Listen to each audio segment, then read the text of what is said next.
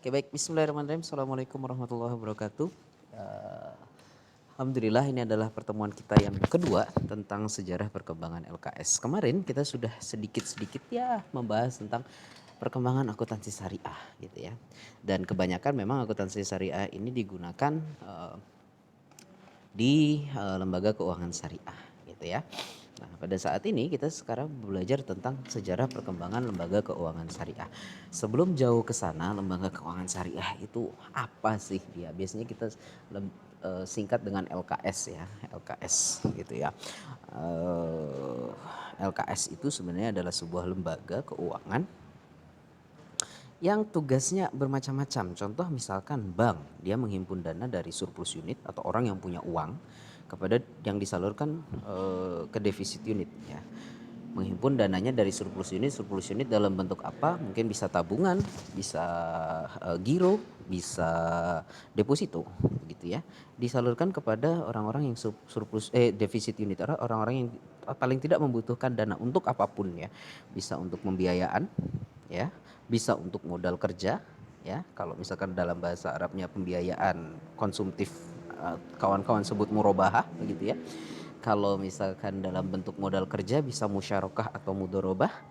Kalau misalkan kawan-kawan untuk pertanian bisa menggunakan salam dengan istisna. Kalau misalkan teman-teman gunakan untuk sebagai imbal hasil jasa bisa digunakan dengan ijaroh, atau terakhir bisa ijaroh muntahiyah bitamlik. Itu nanti akan dibahas satu persatu di setiap nanti agak pertemuan-pertemuan ke berapa ya, ke mungkin 6 7 8 6 ke bawah itu akan dibahas secara mendetail hal tersebut begitu ya. Atau misalkan asuransi dia menggunakan prinsip ta'awun atau tolong menolong gitu ya, dan lain sebagainya dan lain sebagainya. Ini sebenarnya kalau misalkan mau dibahas bisa memakan 2 SKS tersendiri. 2 SKS dalam artian 2 SKS itu satu semester sendiri kalau misalkan mau membahas lembaga-lembaganya. Oke, kita skip sampai di sini dulu untuk itu. Oke, sejarah perkembangan lembaga keuangan syariah. Secara lembaga keuangan syariah itu adalah pertama Al-Qur'an. Ya, agama Islam umat-umat beragama Islam diberikan Al-Qur'an sebagai pedoman sehingga Rasulullah SAW membuat sebuah Baitul Mal, yang mana tugas Baitul Mal pada zaman Rasulullah itu adalah sebenarnya lembaga untuk menyimpan kekayaan negara. Ya. Fungsi Baitul Mal pada saat itu hanya menerima pendapatan dan mengeluarkan pembelanjaan negara. Jadi menerima pendapatan negara dari bentuk zakat dengan pajak mungkin ya. Lalu menggunakan pembelanjaan negara untuk apa, misalkan tentara untuk perang dan lain sebagainya, itu digunakan dari situ untuk pembangunan infrastruktur dan lain sebagainya, digunakan untuk dari apa namanya, uang Baitul Mal itu begitu ya, setelah diimpun itu. Oke ya, prinsip-prinsipnya antara lain adalah menjaga kepercayaan atau amanah, keadilan adalah, kedermawanan ihsan, serta perintah menjauhi larangan haram dan menegakkan yang baik, amar ma'ruf nahi mungkar gitu ya. Dan pada masuk zaman Khulafaur Rasyidin, dia sudah mulai setelah Nabi gunakan apa namanya, lembaga keuangan Baitul Mal itu sebagai bentuk apa namanya, penerimaan negara dan penyaluran ya, atau pembelanjaan negara. Kemudian dikembangkan sama Khulafaur Rasyidin dengan adanya dewan-dewan ketertiban administrasi untuk mencatat misalkan pemasukan dan pengeluaran, itu seperti yang kita bahas di pertemuan sebelumnya gitu ya. Dan pada zaman dinasti Abbasiyah setelah punya itu, Baitul Mal itu digunakan sebagai salah satu pusat kebijakan moneter begitu ya. Dan pengaturan fiskal. Oke. Dan kebijakan moneter dan fiskal itu hingga pada saat runtuhnya di dinasti Utsmani ya, Baitul Mal tidak lagi muncul sebagai pusat pengaturan fiskal dan moneter negara. Pada akhirnya saat runtuh itu Turki Utsmani gitu, sudah tidak lagi digunakan seperti itu. Itu adalah perkembangan lembaga keuangan syariah dari zaman Nabi hingga Turki Utsmani. Kalau pada saat ini kawan-kawan bisa ngelihat banyaknya perbankan syariah, asuransi syariah, lalu kawan-kawan mungkin ada modal ventura syariah, pegadaian syariah dan lain sebagainya dan lain sebagainya. Cikal bakalnya salah satunya adalah dari apa yang disampaikan barusan begitu ya. Oke. Lembaga keuangan syariah modern. Lembaga keuangan syariah itu pertama kali muncul pada tahun 1963 di desa Midghammer namanya. Di daerah Mesir lah ya. Nah, itu awalnya bernama Midghammer Saving Bank yang didirikan oleh Dr. El Najar ya. Dan fungsi dari awalnya itu adalah fungsi Midghammer itu berfungsi sebagai saving bank, menghimpun dana seperti tabungan, uang titipan, zakat, sodako, dan infak, dan beroperasi sebagai lembaga yang meminjamkan uang ya, yang tidak membebankan bunga peminjam maupun membayar bunga kepada penabung gitu ya. Ya dia cuman hanya sebagai bank yang untuk daerah desa itu ya, kalau orang-orang mau nabung silahkan nabung tapi tidak mendapatkan bunga, dan bank itu juga akan meminjamkan kepada orang gitu kan, tapi tidak eh, tidak memungut bunga dari orang-orang yang dipinjamkan begitu. Hanya sebatas sebagai lembaga pure intermediary ya, penyalur saja gitu. Oke. Nah, setelah itu baru muncul agak banyak begitu ya. Karena Midghammer itu termasuk bank yang berhasil begitu ya. Midghammer Bank itu dia menginspirasi banyak pihak untuk melakukan hal yang sama ya. Antara lain pemerintah Mesir di bawah pemerintahan Gamal Abdel Nasser itu membuat Nasser Social Investment dengan basis di perkotaan pada tahun 1972. Lalu ada masyarakat cendekiawan dan profesional di Filipina membentuk Bank Amanah pada tahun 1973. Dan OKI, ya, organisasi konferensi Islam yang beranggotakan pemerintahan di berbagai negara berpenduduk muslim termasuk Indonesia, itu membangun Islamic Development Bank ya, yang memiliki kantor di mana namanya Jeddah gitu ya. Dan IDB itu sebagai ya bisa dikatakan founding father dari salah satu bank di salah satu penggagas lah ya, yang juga memiliki modal di sana dalam bentuk saham di Bank Muamalah gitu ya. Itu pada tahun 92 IDB. Nah, ini adalah kalau kawan-kawan mau lihat nama bank Islam yang berkembang sampai pada terakhir Bank Muamalat Indonesia.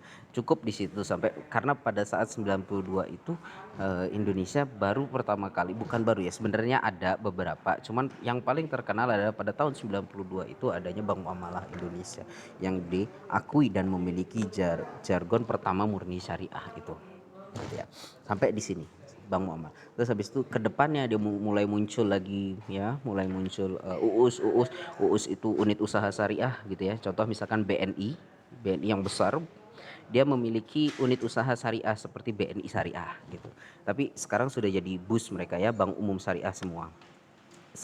BNI Syariah sudah menjadi Bank Umum Syariah. Cuman dulu awalnya dia masih ke dalam unit usaha syariah. Mandiri juga awalnya BSM masih unit usaha syariah.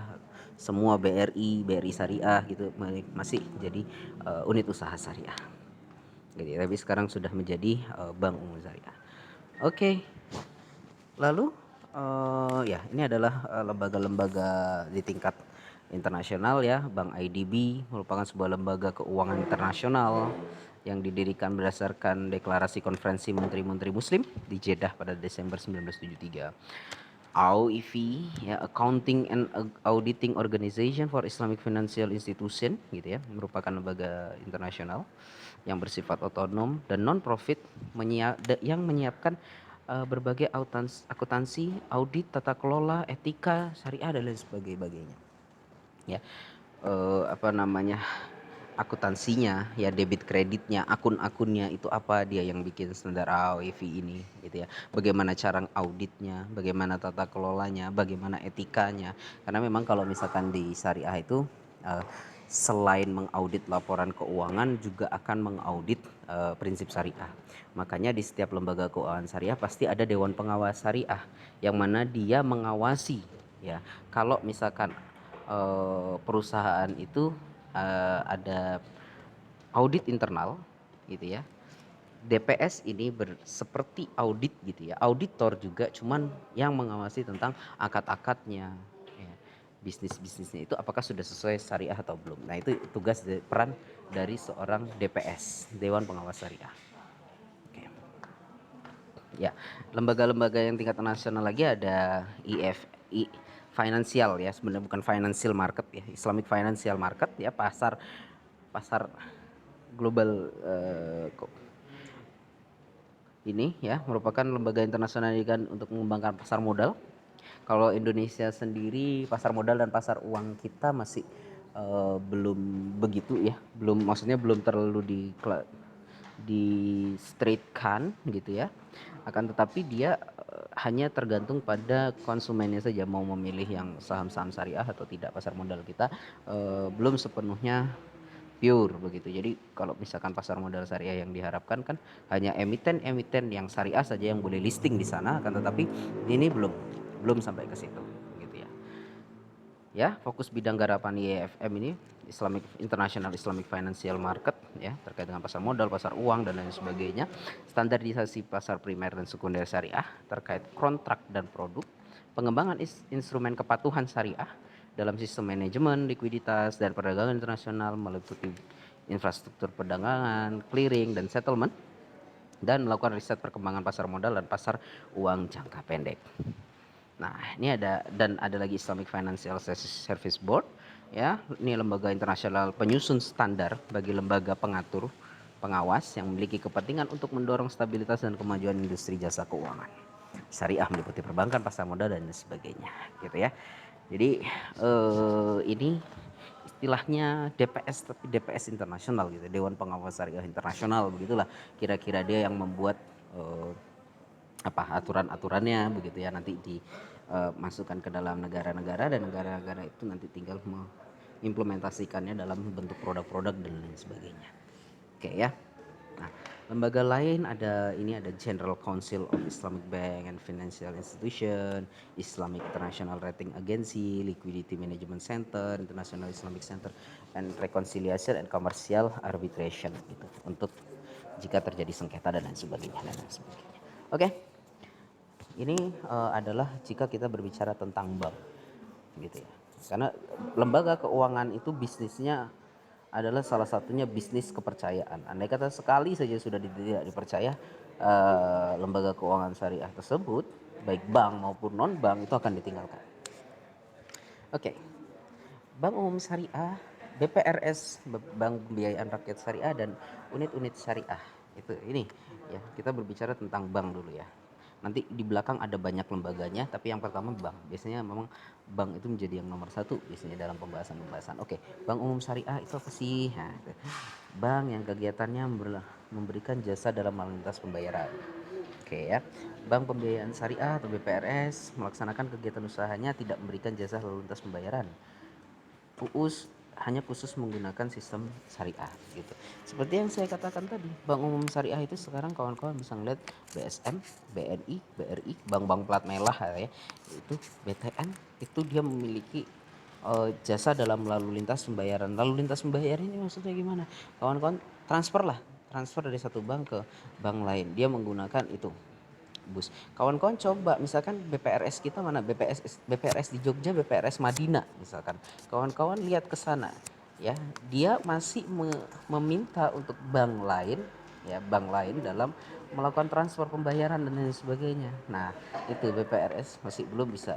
Apalagi pembayaran-pembayaran luar negeri, clearing misalkan, atau misalkan pembayaran internasional antara satu bank dengan bank lain, bank BNI dengan misalkan bank mana, OEBC misalkan, OCBC, atau mungkin yang di luar negeri NISP, Bank Malaysia misalkan Maybank di Malaysia dan lain sebagainya. Nah, itu BPRS belum bisa, dan itu baru Bank Umum Syariah yang bisa. Dan UUS itu biasanya dia hanya unit usaha saja, bisnis. BCA memiliki unit usaha syariah, BCA Syariah, yang mana lalu lintas pembayarannya masih menggunakan BCA, menginduk pada BCA yang besar begitu, Bank Umum Syariah. Jadi dia berada di bawah dari BCA yang konvensional seperti itu. Oke, nih kawan-kawan bisa melihat ada beberapa lembaga keuangan syariah yang kita dirikan. Ada BMT, ada asuransi, pasar modal, reksadana. Apa sih itu gitu ya? Baitul Mal wa Tamwil itu kalau kawan-kawan mau bicara ya pemikiran-pemikiran simpelnya itu adalah dia koperasi simpan pinjam dan pembiayaan syariah gitulah ya. Koperasi simpan pinjam, kawan-kawan kalau mau nabung silakan nabung, kalau mau pinjam silakan, tapi dengan prinsip-prinsip syariah. Misalkan pinjamnya, dia tidak meminjam dengan uang begitu saja, tapi dengan berbagai akad, misalkan akad murabahah, mudharabah dan lain sebagainya. Nanti kita akan bahas satu-satu di belakang, gitu ya. BMT itu merupakan lembaga keuangan syariah yang menghimpun dan menyalurkan dana kepada anggotanya yang bisa yang bisa bertransaksi di sana hanya pada anggotanya dan beroperasi dalam skala mikro yang kecil, skopnya kecil, sangat kecil. Yang bisa bertransaksi juga adalah anggotanya saja. Nah, selanjutnya adalah asuransi syariah. Pembiayaan yang disalurkan oleh bank syariah umumnya diasuransikan menggunakan asuransi syariah. Kalau kawan-kawan berbicara tentang asuransi syariah, kawan-kawan akan ada satu prinsip yang tidak bisa, dan ini sangat berbeda, menjadi pembeda antara konvensional dan syariah adalah prinsip ta'awun. Prinsip ta'awun itu gimana? Jadi ketika kawan-kawan masukkan dalam bentuk premi 100.000 misalkan, 20% digunakan untuk ta'awun, 20% untuk ta'awun atau dana membantu. Jadi jika ada dalam satu anggota perusahaan itu anggota yang ikut premi itu ya, ikut asuransi itu sakit, uang yang diambilkan adalah dari kisaran 20.000 yang dari dana yang dita'awunkan. Sisanya kemana? 80.000 itu digunakan sebagai bentuk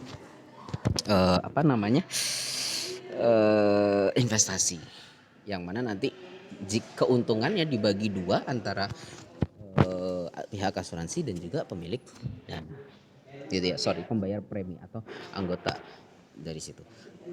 Lalu selanjutnya adalah pasar modal. Ya, pasar modal itu merupakan tempat perusahaan menerbitkan surat berharga, baik saham maupun obligasi, agar memperoleh dana dari investor dengan sistem syariah. Untuk sekarang di Indonesia sendiri, perusahaan-perusahaan yang mau listing itu dibebaskan sebenarnya, tidak ada preferensi syariah satu sama sekali, gitu ya. Akan tetapi beberapa tempat, misalkan kayak Jakarta Islamic Index ya, JII, itu menerbitkan perusahaan-perusahaan yang syariah gitu, sehingga kawan-kawan bisa menggunakan hal tersebut gitu ya untuk mengisi untuk membeli saham-saham syariah. Sekarang pembelian saham-saham syariah itu tidak dibatasi, maksudnya ketika kawan-kawan terjun ke pasar modal ya silakan saja milih mau konvensional atau syariah, cuman sudah ada listnya, ini loh perusahaan-perusahaan yang sudah sesuai prinsip syariah dan lain sebagainya. Nah, jadi tinggal preferensi dari pemain di pasar modal untuk memilih syariah atau konvensional.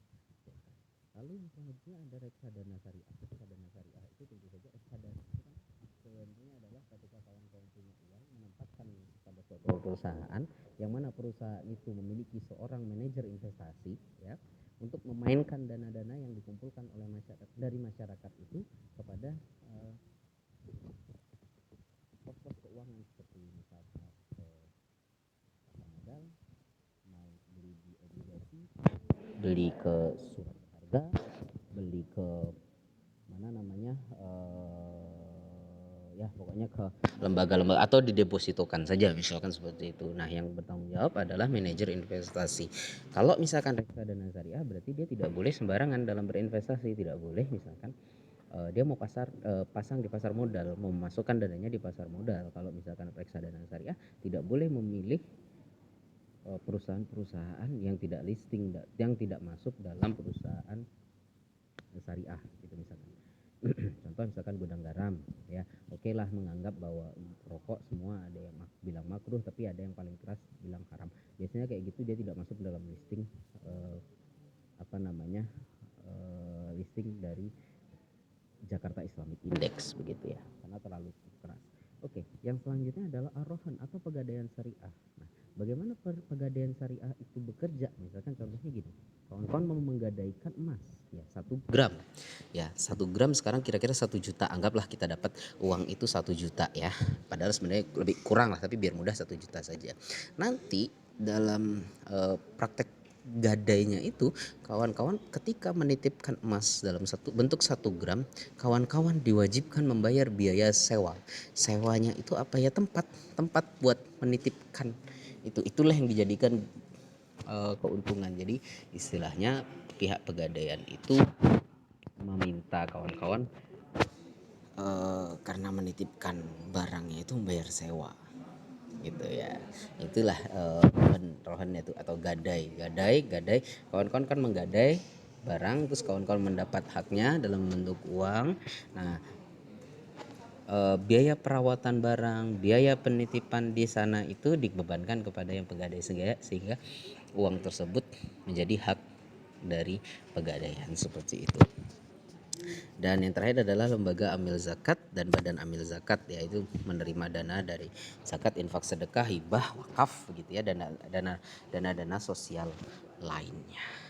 Oke, kita sudah sampai pada penghujung ya. Itu adalah sejarah perkembangan LKS ya. Tadi dari bank-bank itu, nanti sebenarnya kalau misalkan kawan-kawan ingin membahas satu-satu ini, saya tidak membahas semua ya satu-satu, karena mata kuliah kita adalah akuntansi perbankan syariah. Kita tidak membahas tentang sejarah BM, asuransi dan lain sebagainya. Paling tidak ini hanya sebagai gambaran kepada kawan-kawan bahwa lembaga keuangan syariah itu ada macam-macam. Saya tidak bahas terlalu dalam terkait hal itu.